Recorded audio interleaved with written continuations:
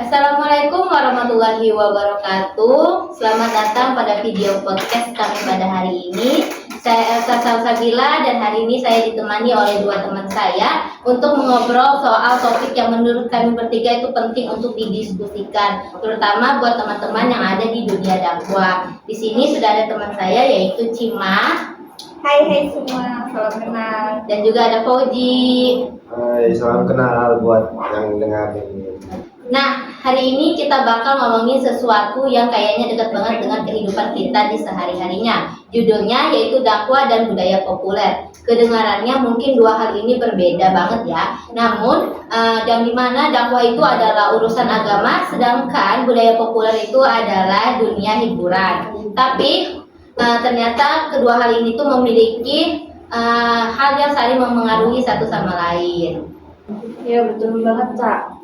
Kalau kita lihat sekarang ya, dakwah ini tuh bukan lagi cuma pengajian di masjid atau pengajian di kampung saja gitu. Nah, tapi sekarang tuh udah masuk YouTube, TikTok, bahkan di musik, film juga ada. Justru disitulah tantangannya, gimana caranya dakwah ini tetap punya substansi yang kuat, tetapi bisa nyambung sama audiens yang hidupnya penuh sama konten hiburan. Benar banget itu. Jadi kita akan membahas 4 poin besar nih hari ini. Yang pertama adalah dakwah di media hiburan dan budaya populer. Yang kedua, Islam dan industri kreatif. Ketiga, representasi agama dalam film, musik, dan media. Dan yang keempat, ini yang paling kritis menurut saya, yaitu soal banalitas dan simplifikasi dakwah. Oke, langsung saja kita mulai pembahasannya. Langsung saja kita masuk ke pembahasan yang pertama. Menurut kalian berdua ini, kalau kalian melihat kondisi dakwah dibandingkan dengan 10 atau 15 tahun yang lalu, beda gak sih sama yang sekarang? Kalau menurut saya itu beda banget, Cak. Kenapa? Kita dulunya kan kenal dakwah itu dari identik tuh dengan ustadz di podium kan, dengerin ceramah, duduk gitu. Sekarang tuh beda lagi. Kalau sekarang kita buka Instagram, isinya konten-konten dakwah. Kita buka YouTube, isinya ada kajian-kajian online. Sedangkan kalau kita buka TikTok, kita bahkan dapat quotes-quotes yang diiringi dengan musik-musik yang bagus gitu kan. Bahkan sekarang konten dakwah pun bisa jadi konten dakwah yang berisi komedi. Benar, bikin lucu-lucuan. Nah, justru itu bukan sesuatu yang terjadi tiba-tiba ya, Cak. Betul. Ini ada prosesnya. Kalau kita lihat dari perspektif dakwah, filsafat dakwah, ada yang namanya prinsip mula masa. Nah, itu pendekatan yang udah lama dibahas ulama. Intinya dakwah itu harus bisa menyentuh kondisi zamannya, dan zaman kita sekarang kan zamannya media sosial. Benar, zaman populer ya. Budaya populer. Benar banget. Jadi di situ sebenarnya bukan hal yang baru ya bagi kita. Kalau misalnya kita lihat juga nih dari sejarahnya, di mana Wali Songo juga menyebarkan agama itu melalui budaya misalkan kayak wayang, gamelan, dan tembang lagu juga kan, buat menyebarkan Islam di Jawa. Jadi spiritnya itu sama, cuman yang berbedanya itu hanya medianya yang berubah. Betul sekali. Sebenarnya itu contoh yang sangat bagus sih. Yang dimana seperti contoh di Sunan Kalijaga kan, dia pakai wayang sebagai media dakwah. Tetapi bukan berarti dia tuh mengorbankan isi dakwahnya. Tetapi dia itu menyesuaikan cara mereka menyampaikan supaya orang tuh mau dengerin gitu. Nah, dan itu tuh menurut saya jenis banget untuk dipikir-pikir. Tapi ada hal yang menarik nih. Dulu kan Wali Songo itu punya kendali penuh nih atas kontennya, karena mereka sendiri yang mengakukan wayangnya. Nah, sekarang kan media sosial itu algoritmanya dikontrol sama platform, bukan sama si pendakwah. Jadi ada semacam ketergantungan baru yang muncul. Oh, ini poin yang menarik ya sebenarnya. Terus bisa kamu kasih elaborasi nggak sedikit Fauzi tentang ini? Jadi ini nih, misalnya kamu bikin konten dakwah TikTok, kontennya bagus, isinya dalam, tapi kalau algoritmanya nggak mendukung, konten itu nggak bakal tersebar luas. Lalu kita nggak sadar banyak pendakwah ini akhirnya nyesuaiin kontennya sama kemauan algoritma, yang biasanya lebih suka konten pendek, emosional, dan langsung ngena gitu lah, bukan konten yang panjang dan butuh dibikin dulu. Kadang kan kalau yang konten-konten panjang tuh, kadang anak-anak ya anak-anak muda zaman sekarang tuh pasti cepat bosan, masih nge-scroll langsung kan, pasti yang mereka lihat tuh pengen yang inti-intinya aja, bukan yang panjang-panjang, karena buat bosan anak muda zaman sekarang sih. Nah dari situlah ada pergeseran antara kebutuhan platform dengan kebutuhan dakwah itu sendiri. Di mana dakwah yang baik itu butuh kedalaman, butuh konteks kan, terus butuh refleksi. Kalau sedangkan platform sendiri itu beda, dia tuh maunya serba instan, cepat, terus ngikut yang viral aja kan gitu. Benar. Jadi kayak istilahnya budaya populer itu kayak dua sisi mata uang ya buat dakwah, yang dimana satu sisi dijadikan jembatan supaya dakwah bisa menyampaikan ke lebih banyak orang, dan di sisi lain dia bisa jadi jebakan gitu kalau kita nggak hati-hati. Betul sekali. Ini tuh persis, dan ini tuh yang harus kita sadari. Karena masuk ke budaya populer itu bukan berarti kita harus tunduk sama aturan yang di dalamnya kan, aturan mainnya kan, tapi kita harus tetap percaya, kita harus tetap punya kontrol atas substansi apa yang kita sampaikan. Sama ada istilah yang cukup sering dibahas sih dalam kajian media itu, dan dakwah, yaitu dakwah kultural.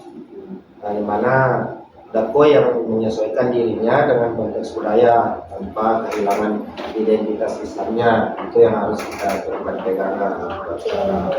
Jadi dakwah dalam budaya populer itu bukan soal ikut-ikutan kan, bukan soal ikut-ikutan semata, tapi kayak soal bagaimana kita memanfaatkan tren itu sebagai kendaraan, bukan tujuan. Betul nggak sih? Betul sekali. Kemudian kita masuk di pembahasan yang kedua, yaitu Islam dan industri kreatif. Ini tuh termasuk kayak musik, fashion, film, desain yang berhubungan dengan kreativitas. Kayak kalau menurut kalian berdua, gimana sih pandangan kalian berdua tentang ini?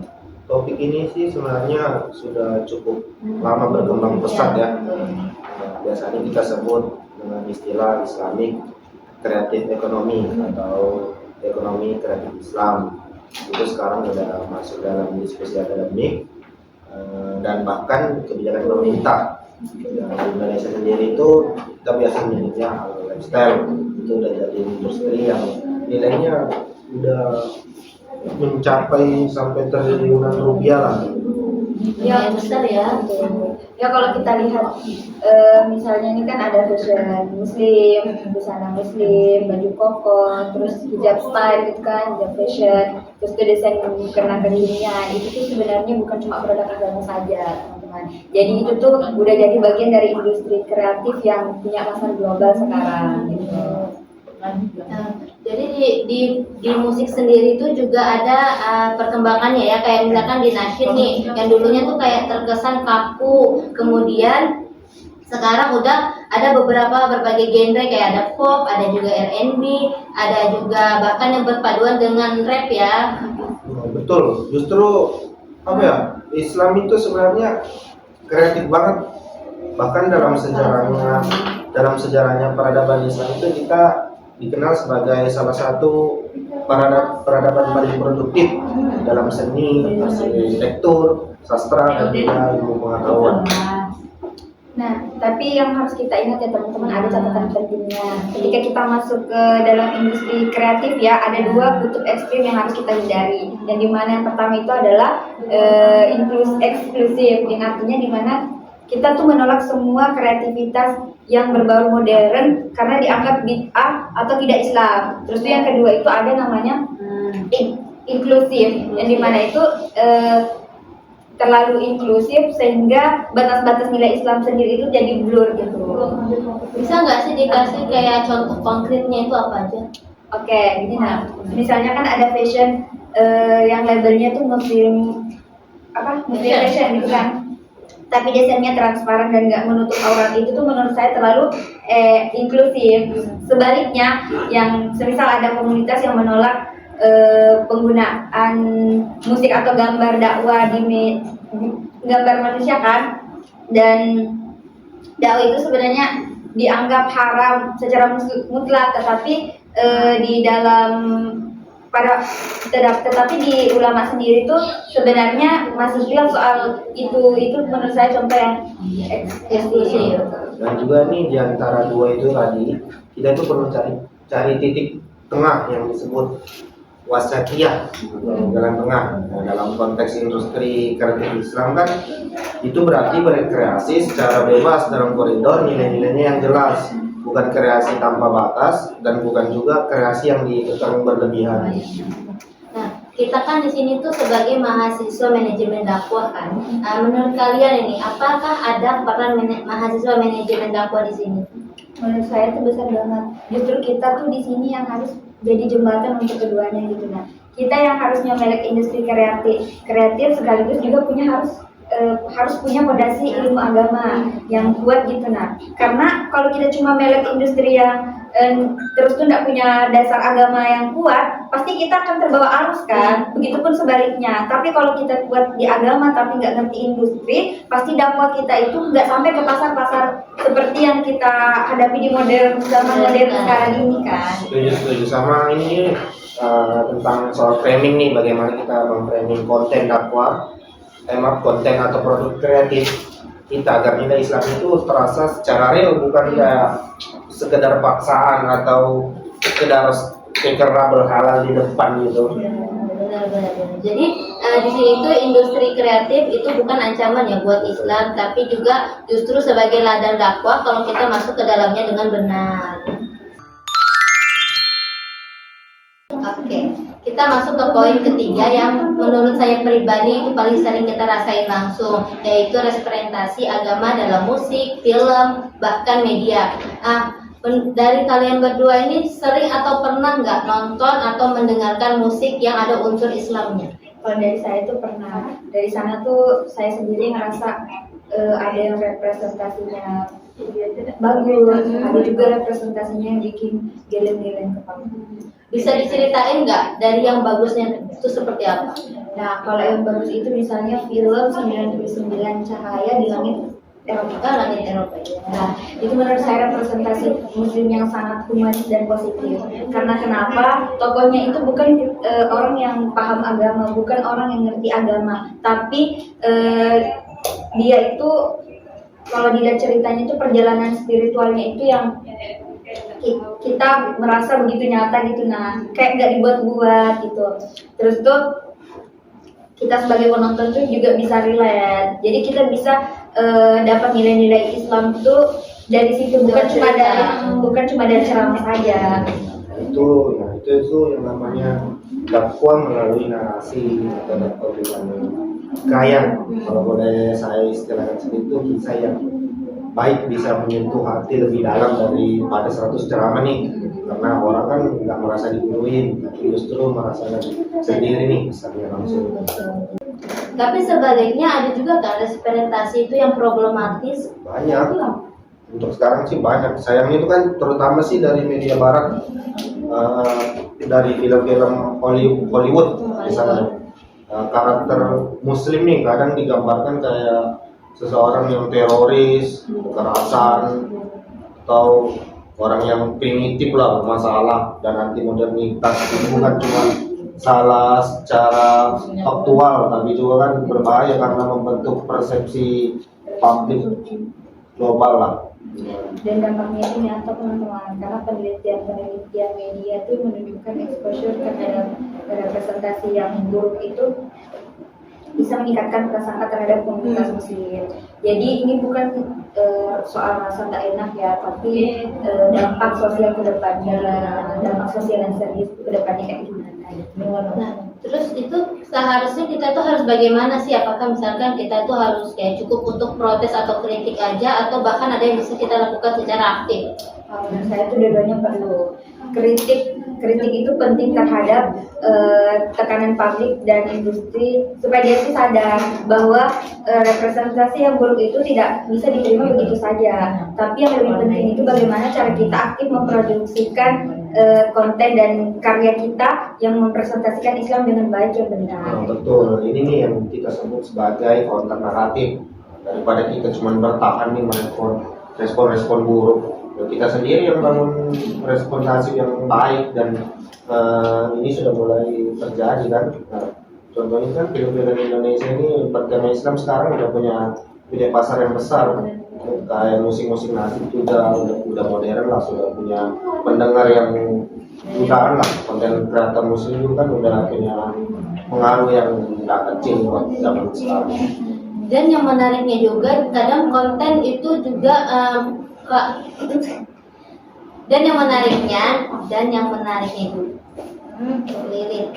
Dan yang menariknya juga kadang justru konten yang nggak nunjuk-nunjuk agama itu lebih efektif. Maksudnya kayak konten yang nilai Islaminya itu terlalu terasa natural, bukan yang di setiap scan ada tulisan Quran surah atau sebagai ajaran Islam. Betul, itu tuh sebenarnya ada nilai tersendirinya, dimana yang menanamkan nilai tanpa harus kita berceramah gitu.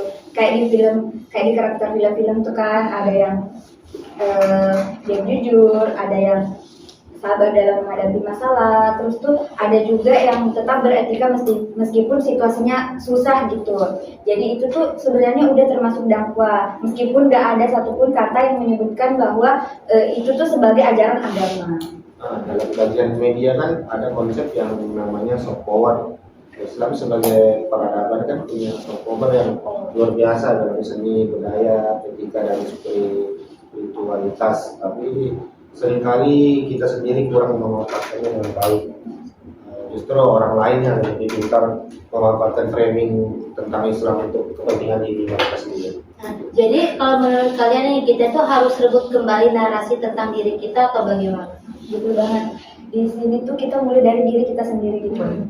Terus tuh kita mulai dari konten-konten kecil, terus tuh dari cara kita ngomongin Islam di media sosial, dan bahkan film pendek yang kita buat di kampus sekalipun gitu. Semuanya itu sebenarnya berkontribusi.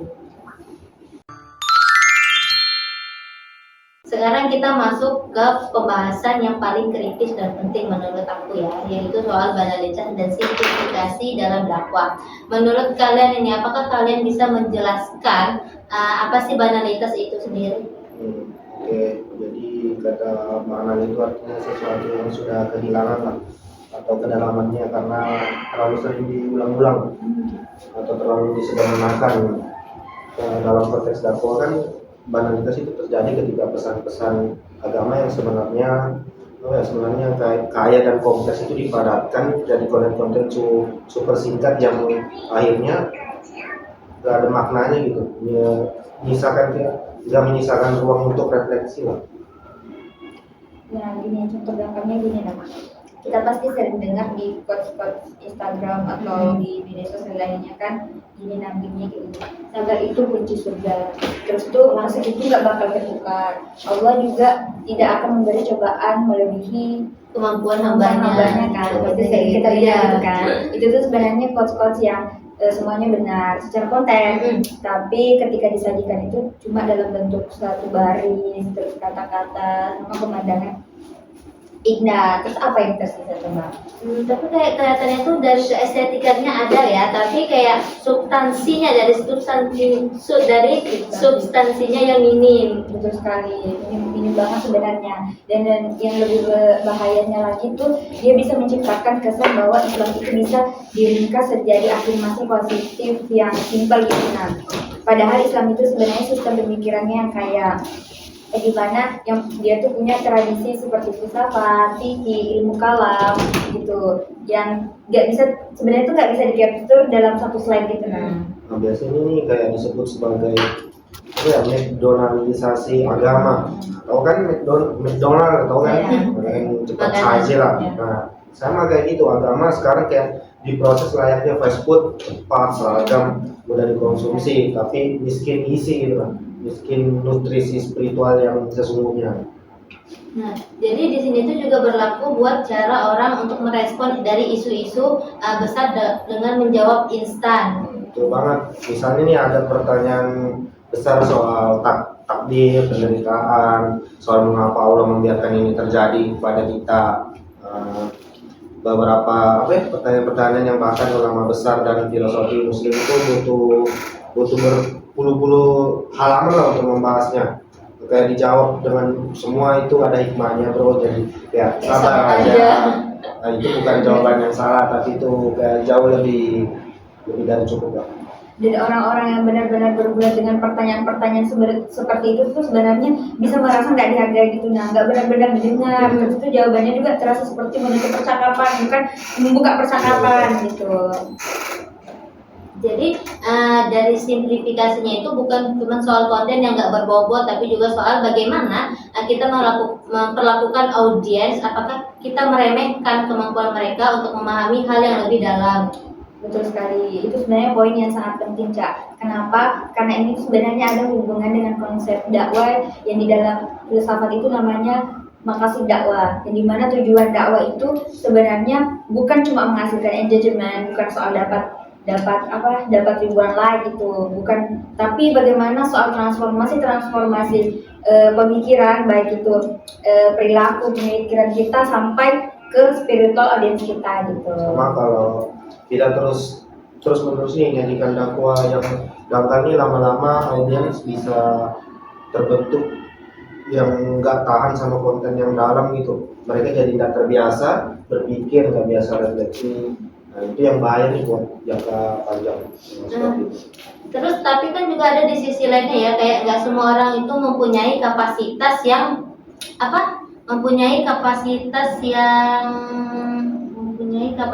atau waktu yang banyak untuk mengkonsumsi konten yang panjang atau berat. Ada juga orang-orang itu yang membutuhkan konten yang accessible, yang dimana tuh kayak mudah dipahamin. Betul, itu tuh betul dan itu tuh perlu dipahami juga. Tapi ada bedanya antara accessible dan shallow. Yang dimana itu tuh konten yang accessible itu tuh berarti mudah dipahami, tapi punya kedalaman, kayak analogi atau cerita yang punya makna mendalam gitu. Nah, beda dengan shallow. Konten shallow itu kelihatan kayak bermakna tapi sebenarnya Isinya kosong. Betul sekali. Contoh perbandingannya gini nih, kalau misal kamu nonton kajian-kajian yang direkam dulu nih atau baca bukunya, nah itu bahasanya kan nggak bagus-bagus amat lah, tapi isinya itu sangat dalam. Nah, atau kalau lihat konten-konten Gus Bahala sekarang, itu kan bisa nyampein hal yang kompleks dengan cara yang lucu dan mudah. Mudah dimengerti, tapi substansinya nggak hilang sama sekali. Nah itu yang harus jadi standar kita. Jadi solusinya itu bukan untuk menolak budaya populer, tapi menaikkan standar konten dakwah kita di dalam budaya populer itu sendiri. Dan itu tuh sebenarnya butuh investasi ilmu, investasi waktu, investasi kreativitas. Itu sebenarnya nggak bisa serba instan teman-teman. Karena pendakwaan yang baik itu di era ini kita harus ngerti agama gitu kan, ngerti agama secara mendalam, sekaligus ngerti media juga, terus tuh ngerti psikologis audiens kita bagaimana, terus tuh ngerti storytelling. Sebenarnya gabungan kemampuan yang nggak bisa kita bangun Dengan instan. secara semalam aja nggak bisa. Jadi harus butuh Sama satu hal lagi yang harus kita sadari nih, kita sebagai konsumen juga punya tanggung jawab. Kalau kita terus menerus nih mengkonsumsi dan menyebarkan konten dakwah yang dangkal tanpa kritis, kita juga turut bertanggung jawabnya atas budaya itu. Sebagai mahasiswa manajemen dakwah nih, kita harus lebih kritis, bukan hanya dalam memproduksi konten, tapi juga dalam mengkonsumsinya. Jadi ini tuh poin penting ya, dimana kita itu bukan cuma calon dari produsen dakwah itu, tapi juga kita konsumen yang harus melek dan kritis tentang ini. Betul sekali. Oke, menurut saya kita sudah mengobrol cukup banyak dan bermakna juga ya pada hari ini. Sebelum kita tutup, mungkin aku mau minta masing-masing dari kita menyimpulkan satu poin penting yang kita dapat dari diskusi kita kali ini. Mungkin boleh dimulai dari Cima. Oke, kalau buat saya sendiri poin terpentingnya itu dakwah harus masuk ke budaya populer, tapi kita harus memimpin pemasukannya. Bukan dakwah itu yang mengubah membentuk ulang dakwah itu gitu. Jadi kita boleh pakai semua medium yang ada seperti YouTube, Instagram, TikTok, Spotify, musik dan film-film lainnya. Tapi kita harus ingat substansi itu harus ada, substansi dakwah itu harus ada gitu. Nggak boleh jadi korban atas nama tren yang kita buat. Kalau dari saya sih yang paling melekat itu tentang tanggung jawab dan representasi nih. Setiap konten dakwah yang kita buat itu Harus memiliki iya betul. Jadi kita nih harus sangat sadar dan bertanggung jawab nih dengan apa yang kita produksi dan kita sebarkan. Karena representasi. Iya, yang buruk itu meski niatnya baik, pasti dampaknya buruk ke depannya. Oke. Kalau dari saya sendiri yang paling penting dari semua yang kita bahas hari ini adalah kedalaman itu nggak boleh dikorbankan demi keterjangkauan. Kita harus belajar dan terus mengasah kemampuan supaya kita bisa bikin dakwah yang sekaligus aksesibel dan berbobot. Itu tantangan kita sebagai generasi pendakwah di era ini.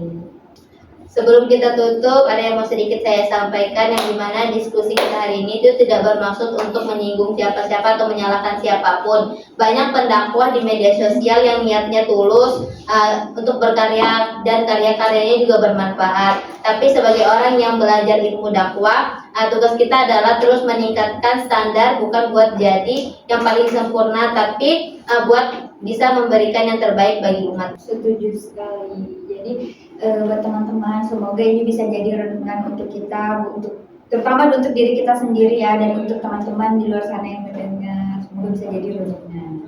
Dan kalau ada pendengar nih yang mau berdiskusi lebih lanjut atau punya pendapat yang berbeda-beda, kita sangat terbuka, karena dakwah yang baik juga butuh dialog, bukan monolog. Asik, benar.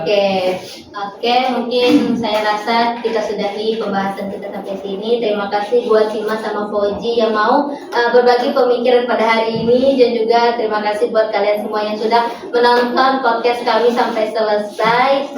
Semoga setelah kalian menonton ini banyak manfaat atau pelajaran yang bisa kalian bawa pulang.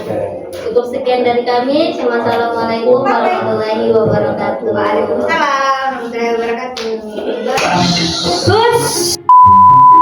Ini dari saya begitu.